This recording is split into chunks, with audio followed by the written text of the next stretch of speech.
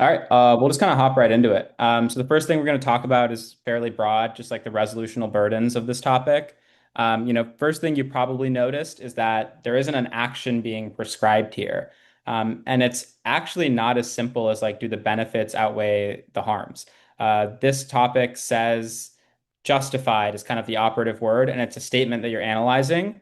And so how teams approach that statement is going to look slightly different than it would if a resolution were enacting or suggesting a specific policy action. And justified, kind of actually makes this topic a little bit more like LD-esque in terms of its like philosophical lens. I think, most teams are likely to take a consequentialist approach and just like talk about like whether or not this produces more benefits than harms under like a broadly utilitarian framework. That being said, like it's totally fair game, like if not more fair game, like on this topic than any other topic to kind of introduce your own nuanced interpretation, which we'll kind of talk about. So on the pro side of things, you probably want to limit the scope of the topic. And so what that means, right, is creating situations or creating a world in which the resolution is only talking about specific instances where the US has like obviously been justified in combating some sort of threat.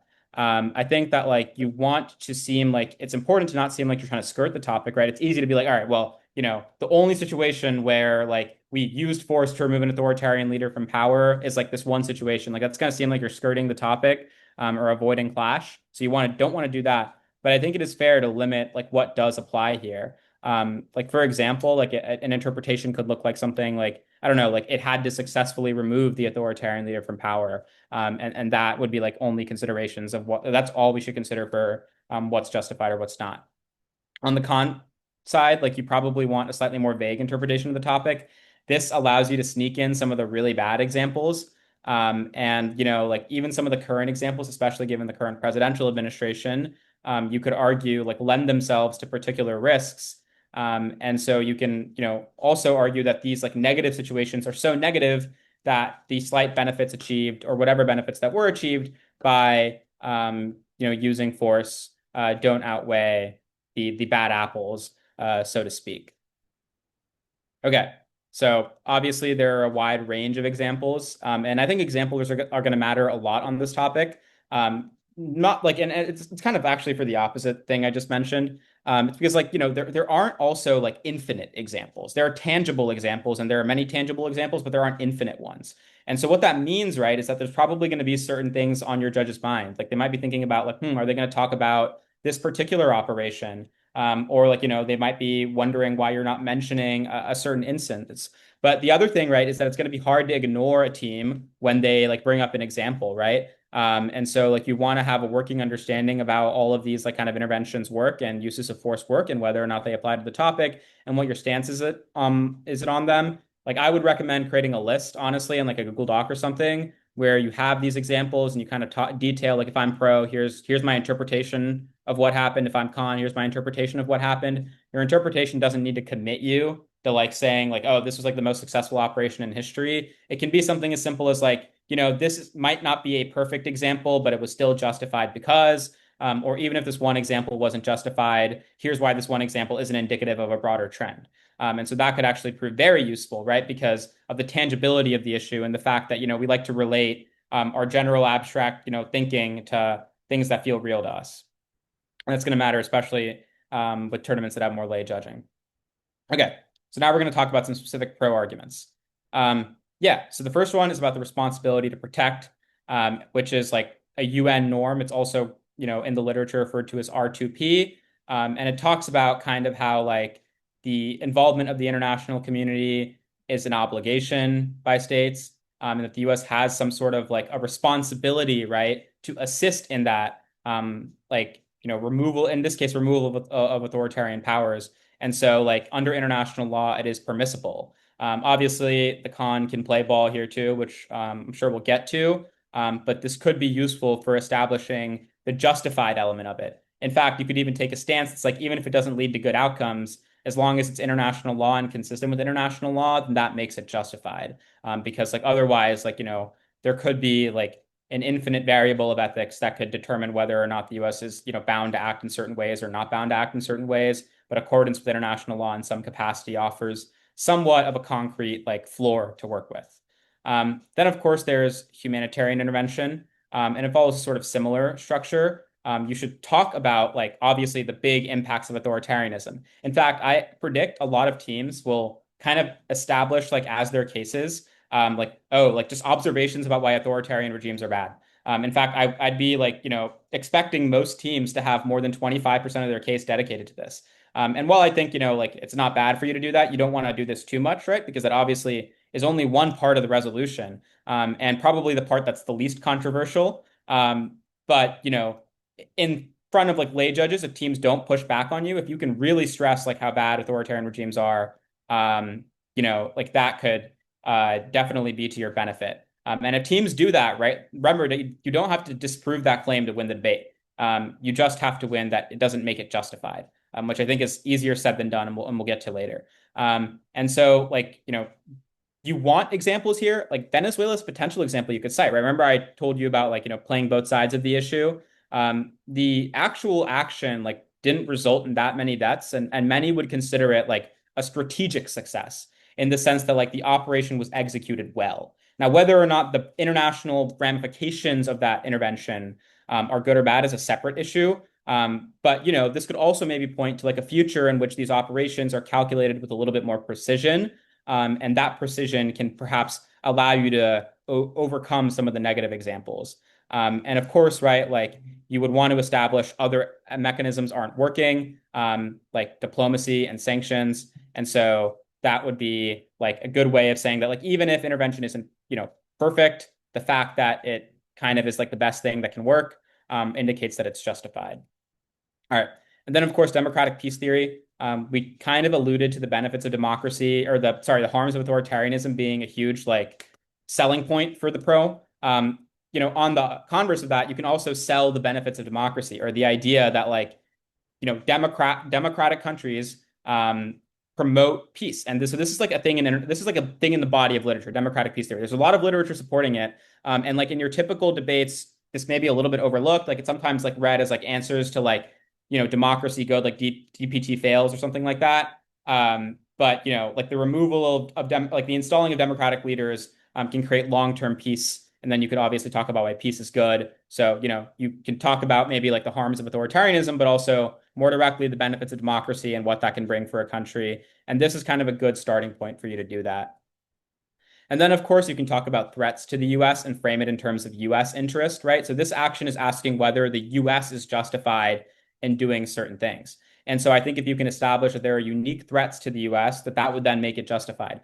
What the nature of those threats are, I think you want to characterize like carefully, because I think the neg will probably say that like, they get exaggerated or the US response isn't proportional. But, it, definitely shifts the ground, as like this last point mentions, from, intervention to self-defense. And so like, I think that makes it perhaps a little bit more sympathetic in your cause, right? It's like, I don't know, does like every action that the country is doing, like, it probably all can't, like, there probably is a level at which like each country is allowed to be somewhat self-interested, and where each country is allowed to defend themselves. And I think being able to articulate that effectively could, wind up being a pretty compelling argument. And then, of course, you could argue that it creates deterrence. That like even if we don't achieve like the direct great results by like removal of these leaders, or just more generally, even regardless of the examples that are cited, there are things that could have happened or things that would happen that we just don't know about, because of the US's strategy. And so like Russia, China, North Korea, you can frame as sort of like autocratic regimes that would take a world in which the US isn't using force as a sign of weakness. And so you can also then use that to generate your own bigger impacts, right? Like what does the spread of China, Russia, or North Korea, and what does that look like? Like, why is that bad? And so this last point's interesting as well, right? Which is like, you can talk about how like excessive use of force might be good in a sense, because it shows that the US is committed to doing what it takes to uphold its deterrent effect. And like, an analog you can find is in the war powers resolution debate topic, right? Either you might have debated it, you might have like seen rounds on it, but like one of the indirect approaches by a lot of neg arguments was like, especially on issues like Iran, right? Like there's like an implicit assumption in like the Iran argument, for example. It's like, I don't know, we displayed a lot of force. Like, yeah, we're probably doing it a little excessively, but that's what's worrying our allies. Like the fact that we can do that, the fact that we can dismantle these authoritarian regimes and act aggressively. In fact, that's a principle that like whether or not it's immediately obvious underlies a lot of effective neg arguments on that topic. So I don't think you need to be too extreme, but it could be another useful angle. Then you could also argue that sanctions bad or like sanctions are worse, and that like intervention is a better alternative. And so like, other attempts to manage or control authoritarian regimes just fail, right? And so are less successful. And so therefore, like, that comparatively makes the US justified. And of course, like this is a type of argument that I think you don't need to commit to in constructive. You can always make it in rebuttal. And I think it's one of those arguments that you could realistically consider like planning as like a turn that you go for in the back half, right? And so like because it's a compelling argument that very clearly, like, if you establish and win this, like it can allow you to win the debate almost regardless of what your opponents say. But you could also read it as an argument. We'll also talk about like what does the con side look like on this, and you can make your own judgment calls. But yeah, you can also make this claim. And then there's a lot more recent literature arguing about like, kind of the dangers of sanctions and how they worsen countries. Okay, now we're going to pivot to some con arguments. Power vacuums, I think this is a very common position that con teams will make. Even if it's not in like constructive, it'll certainly be in rebuttal, in my opinion, or at least some flavor of this argument. The idea is just that like removing autocrats doesn't really create stability, right? Like who replaces the leader?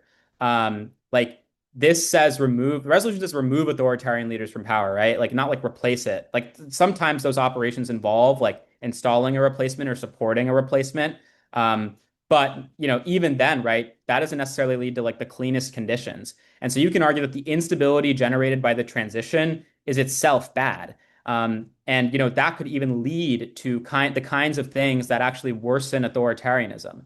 And I think more generally that's a broader neg selling point. Just like if you can win that your impacts lead to more authoritarianism, then you're probably going to win the debate, because that would prove that like no matter what the aim of the pro, right? The aim of the pro case is going to be to establish that they like stop authoritarianism, like almost every angle on this topic, right? So if you can win that you create the thing, there in the process of like trying to stop authoritarian leaders, you create more authoritarian leaders.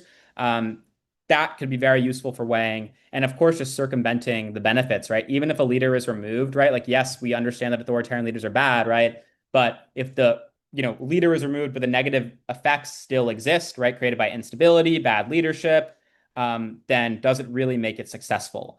And this, of course, leans kind of more towards the consequentialist lens, but I don't think it's exclusively consequentialist. You can definitely kind of say that like this is something that the U.S. should sort of like anticipate, or even if it's not something that the U.S. should anticipate, it's something that like the U.S. kind of doesn't pay as much attention to, and therefore makes its current usage of force unjustified, even if the use of force could theoretically be justified. And then, like this is kind of like the flip side to the Russia-China deterrence argument in terms of broader impacts. You can argue hegemony that like it erodes international credibility and makes our allies turn to countries like China and Russia. In fact, like many might see like the act of trying to remove those leaders as like undemocratic in and of itself. And like the Venezuela operation, for example, got a lot of international condemnation. So you could definitely suggest that like these types of things like generate like big negative impacts in terms of like the US's reputational standing. And this could obviously link turn a lot of pro arguments, right? Like weakening the liberal world order, leading to more authoritarianism. Those are things that the pro would probably agree are pretty bad. International law is another way of going about this, like kind of, how does the world view it angle. You can say that they break international law, and you could say this itself makes it unjustified. And in fact, teams that like try to say like international law is kind of the standard for what makes something just, in order to kind of like avoid arbitrariness or something like that, then you could say that in and of itself makes it unjustified. But you could also attach a kind of external impact here, right? That like violations of international law encourage other violations of international law. It like, might encourage the autocrats themselves to, be aggressive, right? You have to think about like, are autocrats intrinsically bad? And you know what? There might be a case for that. Like an autocratic leader might be intrinsically bad. And what I mean by that is like no matter what, like there's just something inherently flawed with autocratic leaders. That might be the case. But I think it is certainly the case that, right, like a lot of it depends on what those autocratic leaders do. Like we'd probably agree certain autocrats are worse than others. And so if you normalize the kind of bad things that autocrats can do, right, through this process, then maybe the US stops authoritarian leaders. Perhaps it even stops more authoritarian leaders. But what it ends up doing is creating worse authoritarian leaders more comfortable upending the status quo and engaging in things that are like, more directly violative of like the principles that underlie the pro case. And so think about like that kind of nuance I just talked about, right? Like the even if kind of framing, and that can also be useful in weighing as well. And then, economic waste is another argument, just like we spend a lot of money that could be spent on other things. And I think this is a very pragmatic argument because, like, obviously, like, a lot of our interventions cost millions, billions, if not trillions of dollars. And that, who knows what that could have gone to? Maybe that could have gone to like international aid, and aid would have been a better approach, right? Like aid, you could argue that like aid itself maybe solves the impacts better, or like just domestic social programs, and that therefore like the U.S. is not justified in. Like you could argue, for example, that the U.S. has an obligation to prioritize like funding its own government and like providing people with assistance over the like theoretical prevention of like or like intervention in these autocratic affairs. And I think some lay judges would be particularly receptive to that. This kind of idea that like what the U.S. is justified in doing is in part dependent on, or like like what the U.S. as a country is kind of established on, which is like this contract between the citizens and the U.S. And so perhaps like we are like violating that in some sort of meaningful way by wasting all of this money. And now, of course, right, like the pro is going to say we're not wasting the money, and I think another viable pro argument on this is just that like these autocrats will cost us more money, and so like perhaps like if we allow them to spread and don't stop them or use force, like maybe we'll save some money in the short term, but maybe then we have to engage in a war and that costs a lot of money. Or maybe then we have to like fend off like some negative effects created by authoritarianism. Maybe it's like reduced trade, reduced cooperation, whatever threats they create, and that costs a lot of money. And so, the pro can definitely take a more consequentialist lens, and then obviously the con can say that these are just kind of talking points that are not tangible and unclear, among other things, right? But that's kind of how that back and forth could look. And then, executive unilateralism. This is also kind of borrowing from the previous topic. You can talk about that, like it usually happens without congressional consent, at least initially. And so, like this itself can perhaps be a thing that expands the executive's use of like its power into other domains, and that could be bad for democracy. And so, this is kind of similar to the international law thing, where it's talking about what kind of precedent it sets and what it normalizes. And in this sense, you can talk about the president doing other negative things that then spark either A, more authoritarianism, or just, more, uses of force that, are unjust. And you could say that itself makes the use of force unjust because like the power is too strong. As a country, we shouldn't be doing that. Then there's hypocrisy. Like this is kind of developing off the last one. It sets a precedent that justifies autocrats' own interventions, right? Like, it's very similar to international law, but I don't think you need to rely on international law as the big thing, right? Like, in fact, you could have a hypocrisy argument that sort of like alludes to and talks about international law, but it doesn't commit yourself to international law as being like kind of the arbiter here. But yeah, there's not like more warrants than what I said before. Escalation. So, this argument also, like, it's fairly simple to understand. Just that, like, when we try to remove leaders, like, it leads to regional escalation, either from, like, neighboring states, other autocratic states, those leaders themselves, and that escalation creates instability. It's a little bit different than the power vacuum argument because this is about the response that exists and not like what the removal of the leader creates. And you can say that turns the AF impacts, obviously. And then, lastly, here we have sanctions slash other diplomatic solutions. This is kind of like the foil to the other AF argument that we talked about, which was just that, like, maybe it's better than alternatives.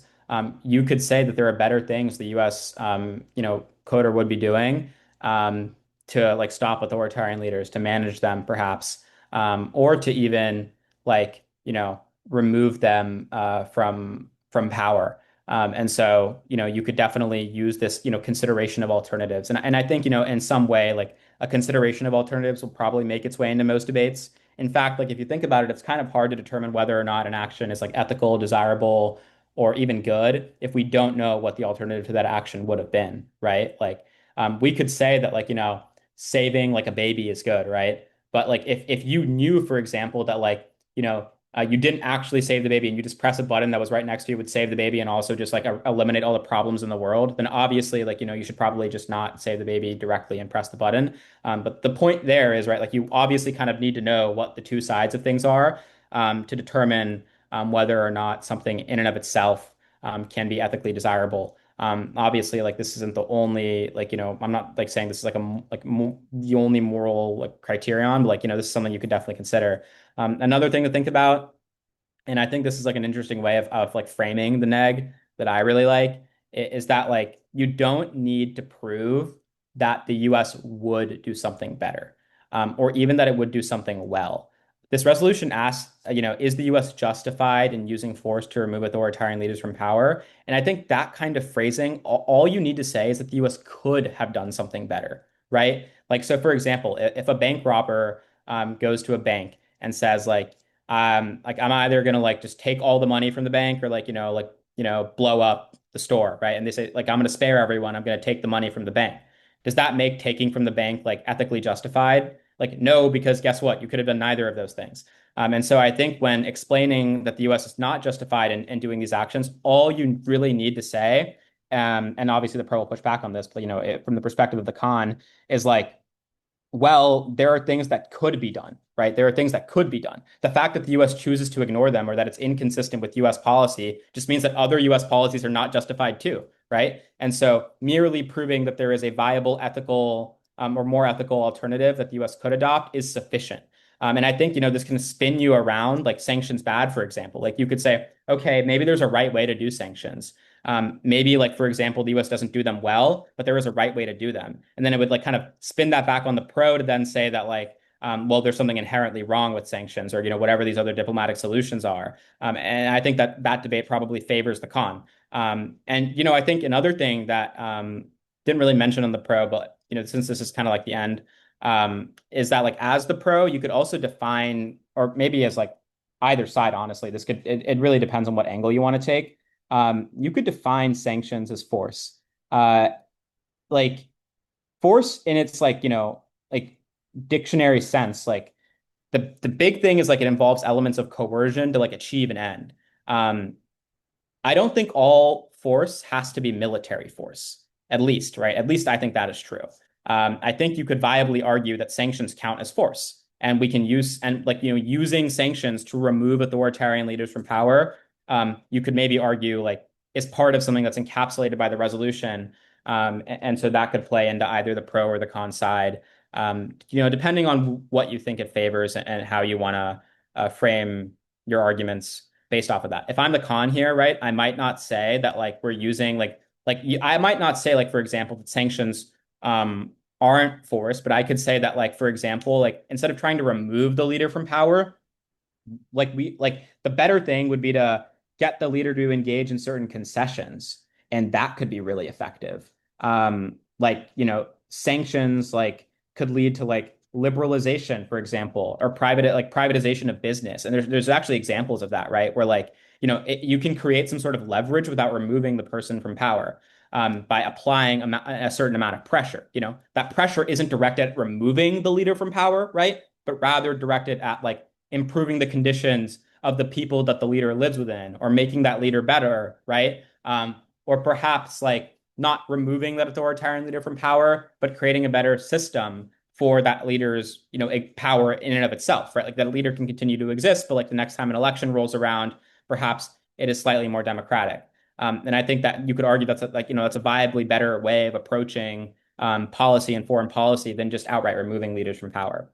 The last thing I'll say is that like as the pro, right, you can then say that like, but how credible is that? Does that really achieve ends if like removing that leader from power is off the table? Like, would an autocrat really listen to demands created by sanctions if they knew that the US wasn't, going to remove that leader from power?